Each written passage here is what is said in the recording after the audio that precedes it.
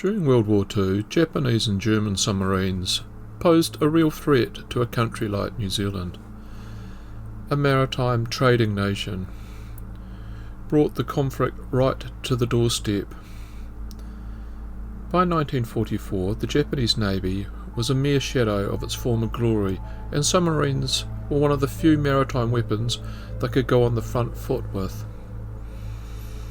All New Zealand vessels posted lookouts or in rare cases detection devices for this threat.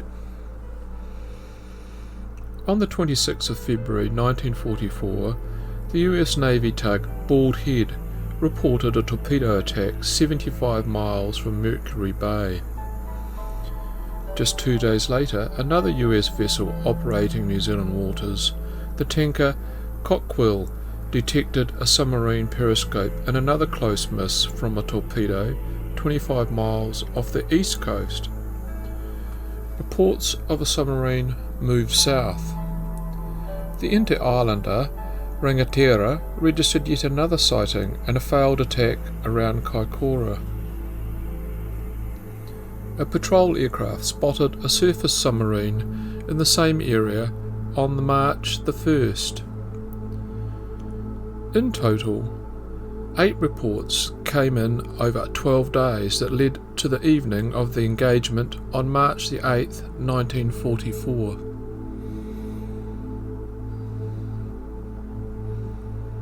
The Castlecraft minesweeper Wakakura was built in Canada and arrived in New Zealand in 1929.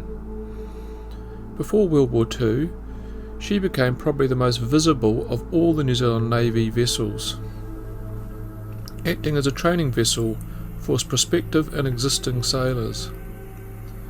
The Wakakura's training and recruitment missions saw her travel up and down the ports of New Zealand.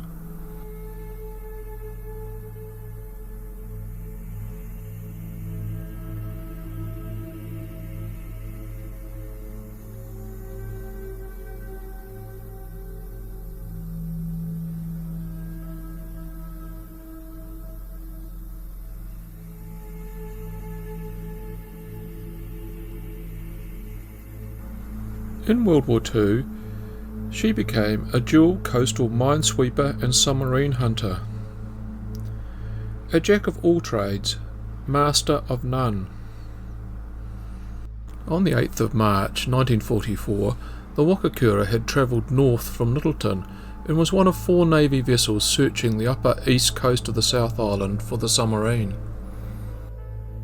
On one of her nighttime sweeps, a crew member spotted a blue light in the distance, and a lookout armed with night glasses shouted he could see a periscope. It was all on. The 20-man crew went into full battle stations, and the ship sped, if one could call 15 kilometres an hour speeding, towards the submarine's estimated position with depth charges readied. She now made her first run, but it was compromised due to the combination of a primitive depth charge launcher and the sheer lack of speed through the water.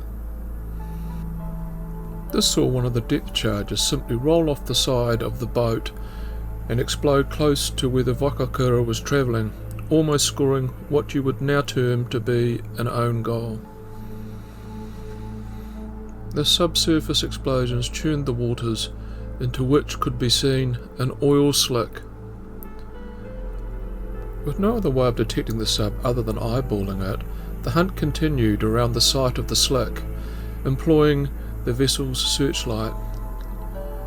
A coded message was sent to Lyttelton reporting a possible kill, and the crew, confident there was one, began their celebrations by breaking open a bottle of whiskey. By the following morning, it was discovered the errant depth charge had caused damage to the hull, and it was now time to beat a hasty retreat to Lyttelton to undertake repairs. This would be the vessel's first and last piece of action in World War II.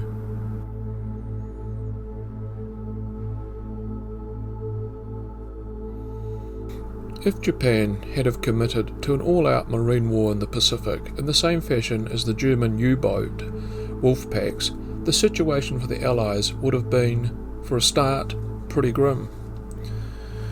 Given the lack of preparedness, especially New Zealand, with such a large area of ocean to defend, lack of fighting vessels, and dependency on ocean-bound supply chains. Fortunately, Japan started World War II with just 60 ocean-going submarines, and during the entirety of the war only built another 127. 53 made it to the end of the war, which by the start of 1944 were largely involved with resupply and deployment missions. In comparison, Nazi Germany built 1,162 U-boats. With such a small fleet, the Japanese Navy knew where all their subs were at any one time. Navy records show no submarines patrolling New Zealand waters on or around the state. Naturally, some submarines are still listed as missing. Their resting places are yet to be located. Even the ones that disappeared, presumably sunk, were not undertaking merchant raiding missions to New Zealand. Could the submarine have been German? One thing the Germans were also good at was keeping records. You can do an individual search on any Kriegsmarine U-boat and the sub's history is fully transparent. Only 44 of those 1,162 submarines Germany built were sent by Dornitz to the Far East. Resupplying them was a major headache, and so merchant raiders, mine layers, became the preferred option pursued in this neck of the woods. And by the way, I've done a video on the raider, the Adjutant, if you'd like to check that one out. In relation to the story, the best and only known incidence of a German U-boat operating in New Zealand waters was in January 1945, when U-862 ventured into Napier Harbour.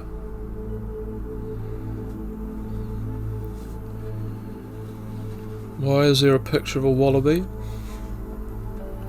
It was traditional for Navy ships to adopt a live mascot.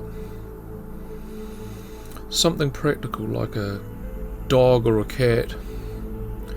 Somehow the Wakakura ended up with a bloody wallaby. Anyway, by now the conclusion is all too clear. The plucky Wakakura lucked out. I too wanted this story to be true. What was sighted over those 12 phonetic days wasn't a submarine or the trials of a torpedo. There is no sub at the bottom of Pegasus Bay to go hunting for. I hope you enjoyed this video as much as I did making it. As I've already mentioned, I have some other great and unique stories from New Zealand's World War II exploits. Your subscription and likes are very appreciated, and I'll spot you later. Bye for now.